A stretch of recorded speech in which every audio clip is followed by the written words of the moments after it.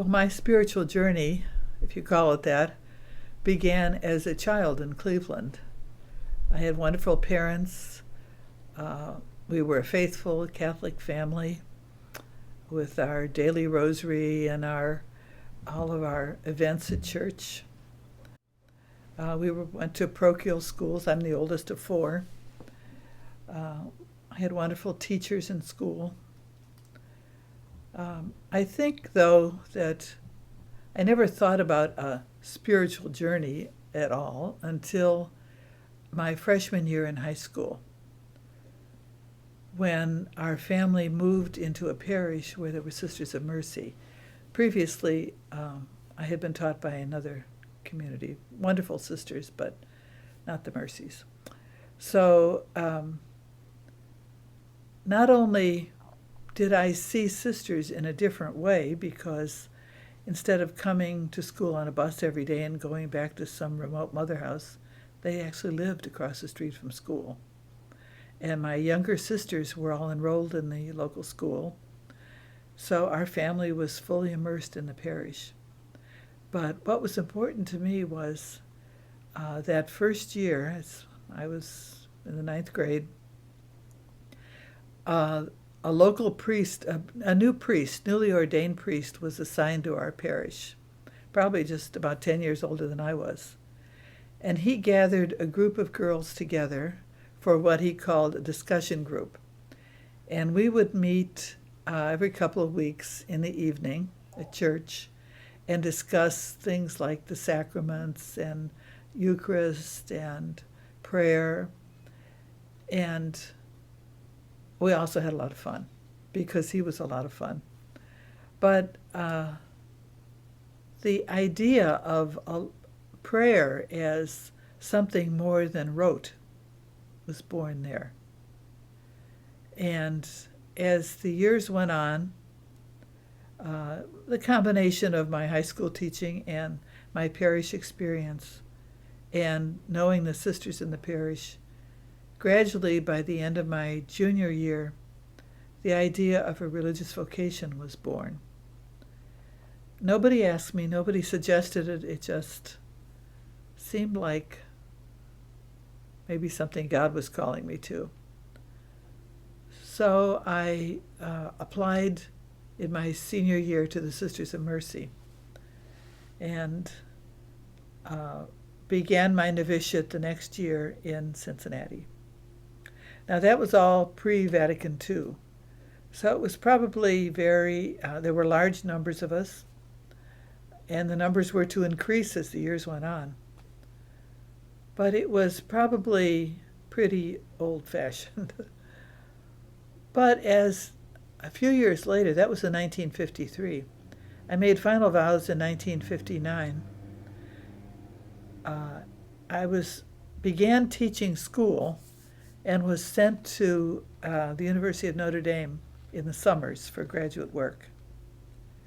And there on the campus, I had all kinds of opportunities for Eucharist, for national speakers, for, it wasn't all chemistry. There were a lot of other things going on that campus in the summertime that sort of opened my eyes to a lot of the richness the church offers. And during my years there, the Second Vatican Council happened. And again, we were the first on that campus to know everything that was happening, we thought anyway. So then people began to discuss changes in religious life. And all of that was happening on that campus. In fact, when I graduated from Notre Dame, it was the first time I wore the new habit. I had eliminated the long black veil and so on. The next month, I was sent to Notre Dame to Fordham in New York to study. Again, the years of the Second Vatican Council and many opportunities for spiritual enrichment.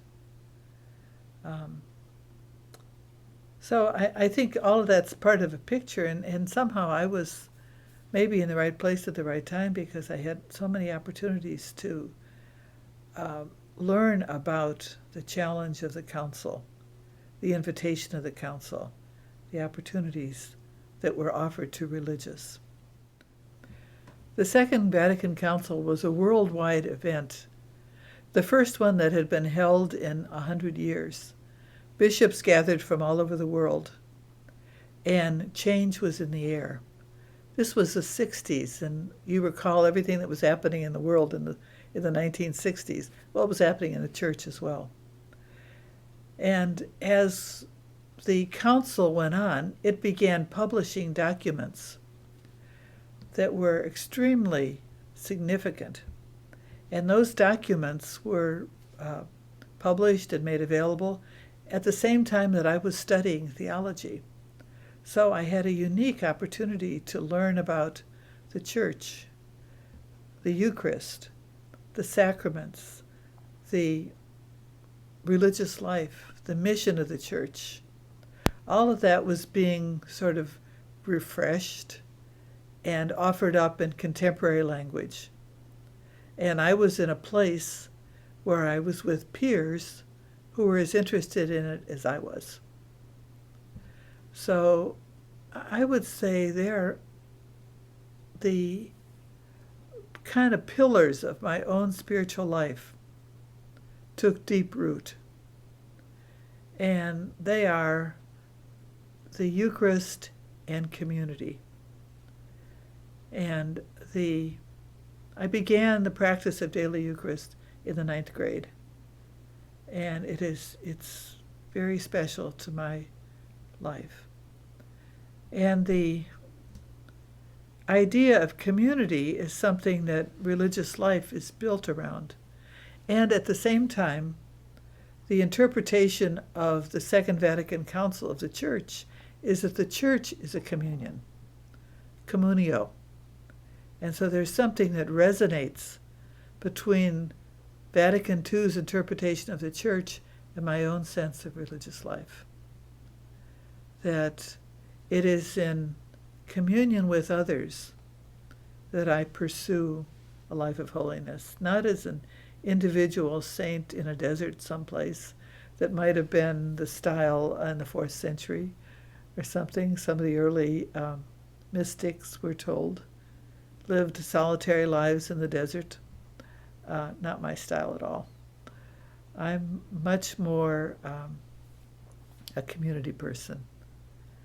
And I think that is a gift we have to share with our ministries and with the rest of the world.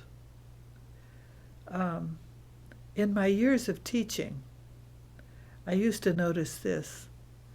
If I would remark to the other teachers or even to the students, well, in our community last night we did XYZ. Oh, really? Everybody's interested in what we did in community. It's a mystery to them.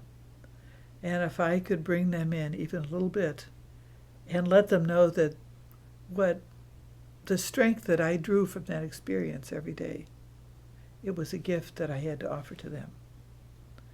And I think in some ways our ministries have the same experience. We don't do ministry alone. In our sponsored works, for instance, we do it together.